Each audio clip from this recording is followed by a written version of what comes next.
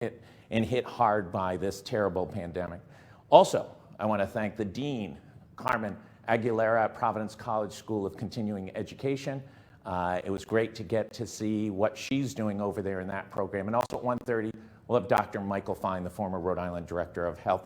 But let's go to the Commissioner, Angelica Infante Green. She's the woman at the forefront of some of the biggest discussions going on in Rhode Island. Commissioner, thank you so much for joining us.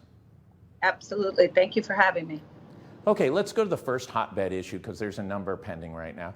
Is this proposal by a number of state senators, really came out of the Senate, and to put a moratorium on the expansion of public charter schools, including reversing the decision by the Board of Education to expand to a little over 5,500, about 5,800 new charter seats for this coming fall, when you've had a 10,000 people waiting list for the last few years. Talk about that move and where we are right now. Well, it's very unfortunate. I was actually very disheartened by the initial proposal and the move, because at the end of the day, we know that the schools in Providence need a lot of work. We're not where we should be. And I think parents should have the ability to at least have that opportunity to go to a different type of program or school, because they are public schools. I think everybody forgets about that. I'm not in favor of this. I can't be. I can't say to a parent, you wait till the adults figure this out so you have a different opportunity. That I'm not on board with that. I just can't be.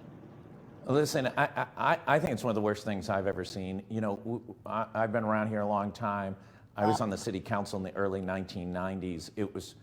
The schools were terrible in the early 1990s, and they're worse now.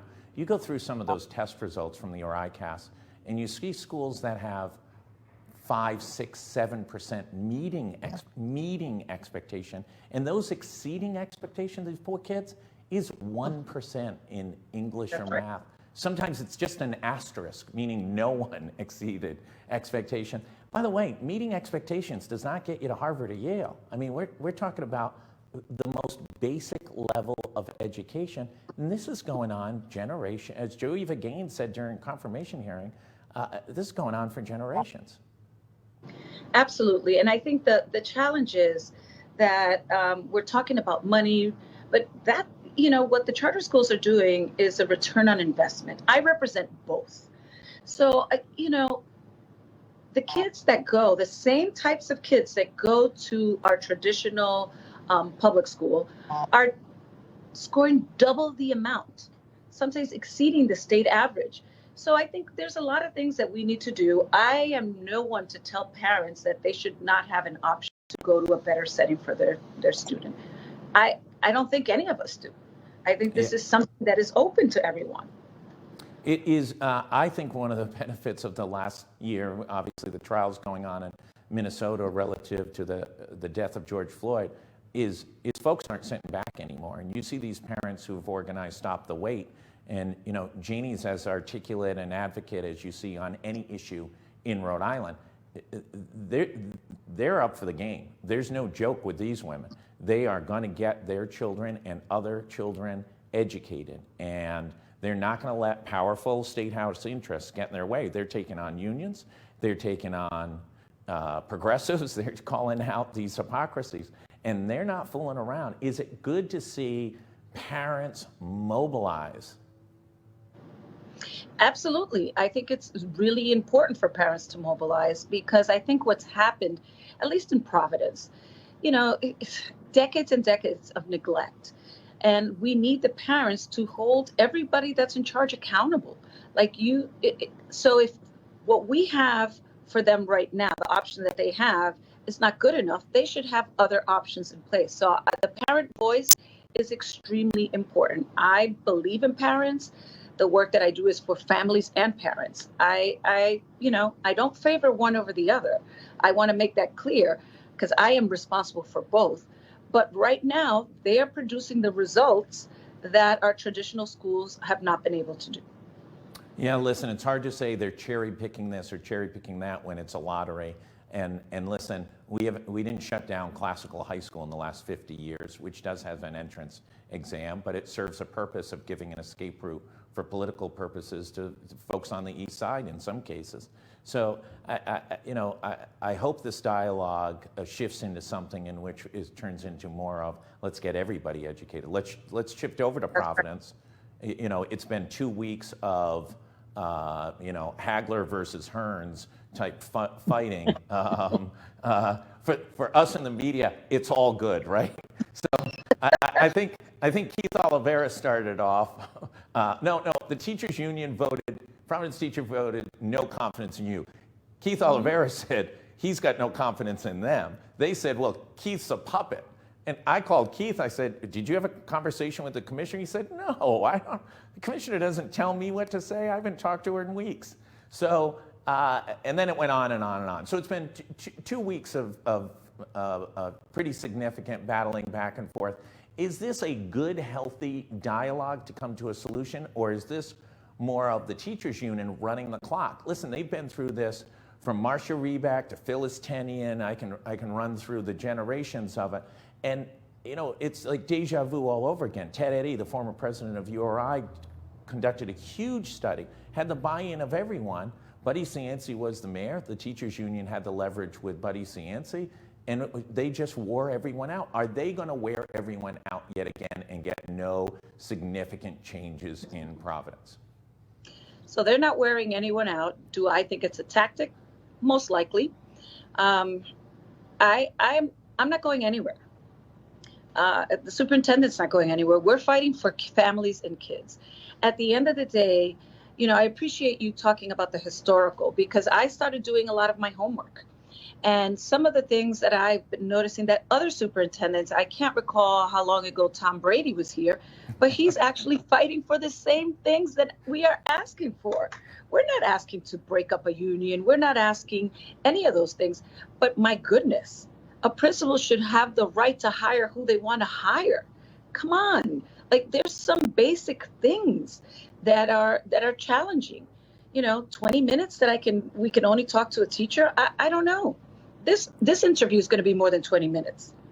Yeah, right. This interview is going to be 20 minutes. Listen, Tom Brady, they chased him out. He was an accomplished guy. There have been others who came, and I will say piggybacked off of Providence and moved along to New York and other cities for their own professional reasons. And listen, we all understand that. But, if I'm in the union, I understand, hey, this is the reform of the day. This is the flavor of the day. This is, how do we keep the forward momentum that came out of the Hopkins report that clearly defined all these issues? They'd been identified by Ted Eddy. They got identified 30 years later in the Hopkins report. How do we make sure that those common sense changes take place? People treated with respect. I mean, one of the biggest things is every single stakeholder in the educational system in Providence feels disrespected. I mean, that's right. How can everybody be disrespected? That's right. And I think the challenge that we have is that we've forgotten about the Johns Hopkins report. We've forgotten about the 1993 report. We can't, because our kids were lagging behind. Some kids were in single digits for certain populations. And so how are we okay with that? And we're talking about a reform that's taken a year. The transformation is a year, but things have been put in place. So we have done more in the last year than has been done in the last 10 years. And we're not trying to hurt teachers. We're providing that. But there's a culture of fear here.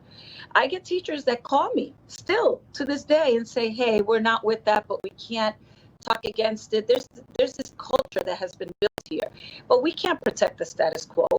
We're not going to do that. I made a commitment that I would do the best that I could to make sure that we have a better education system for all our kids. And we've taken off. The plane has taken off, but we have a lot of ground to cover.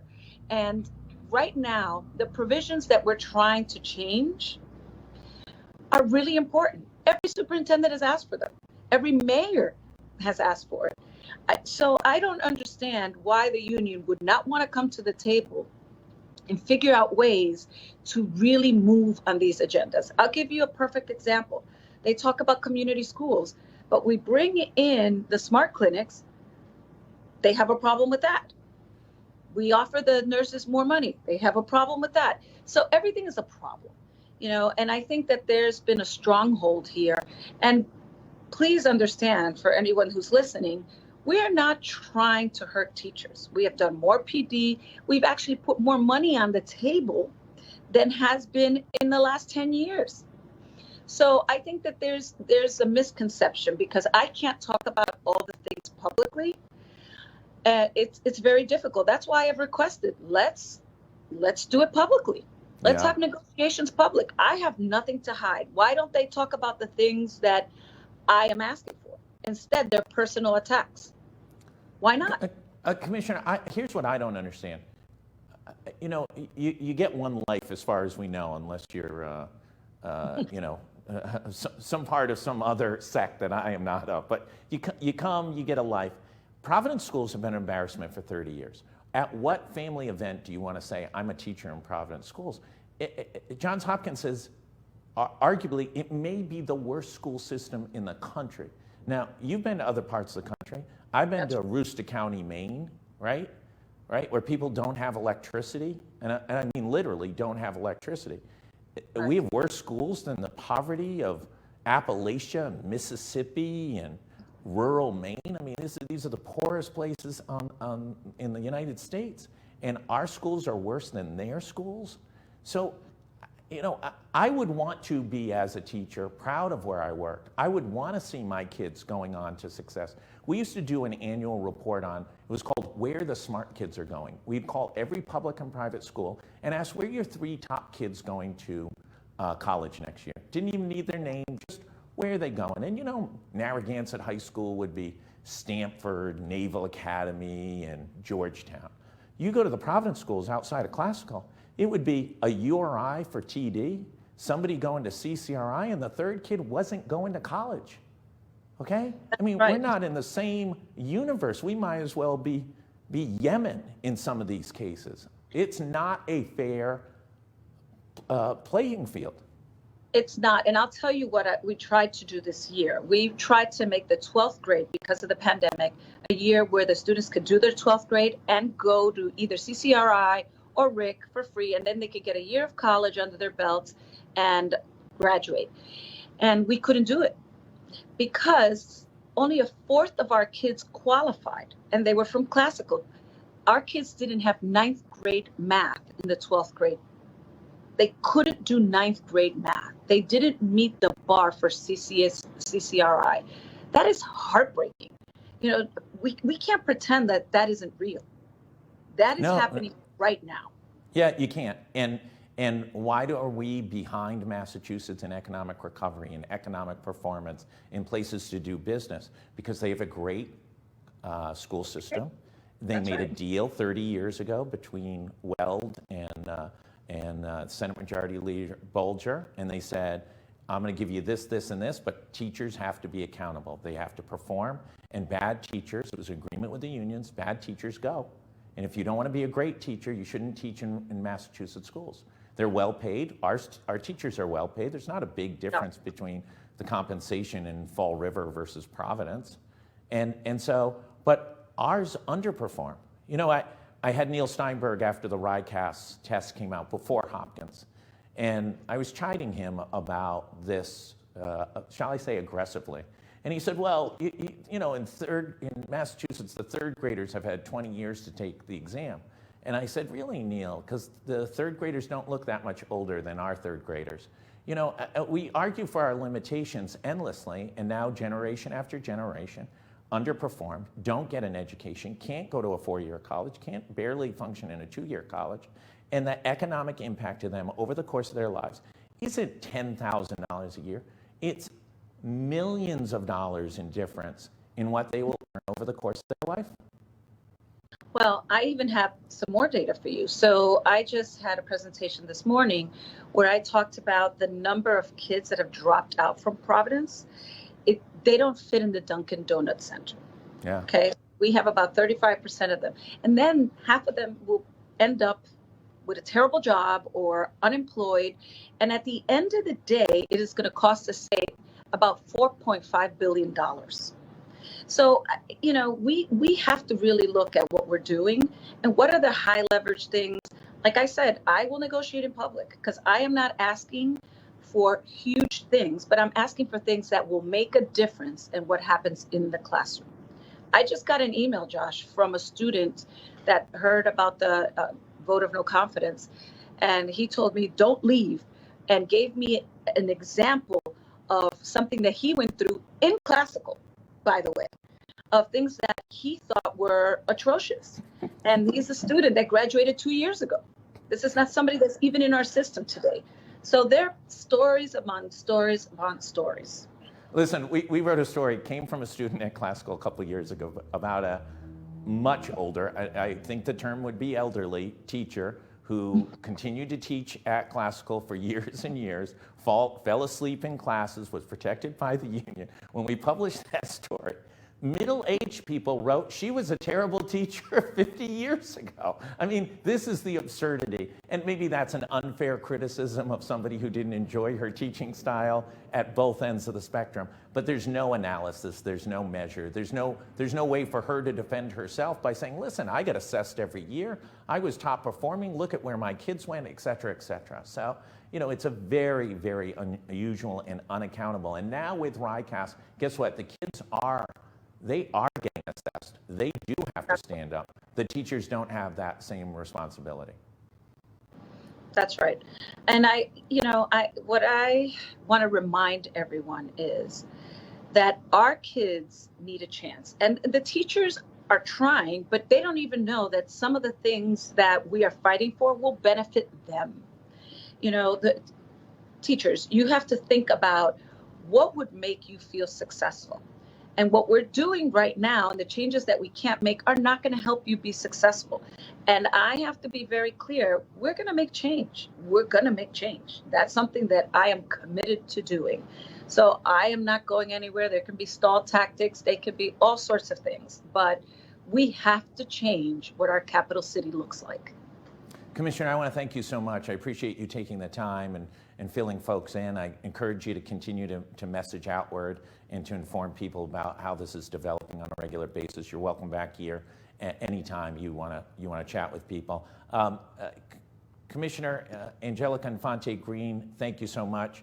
For everybody else, stay tuned. Dr. Michael Fine will be on at 1:30. There's some good news and some bad news on the vaccine front that implicates everything. And yesterday, 500 new cases in Rhode Island. That's higher than at any single day last spring, March, April, or May. 500 new cases yesterday. Everybody stay safe. Please, please wear your mask. Stay out of the data blocks that we've got all over this wall of what's going on the virus.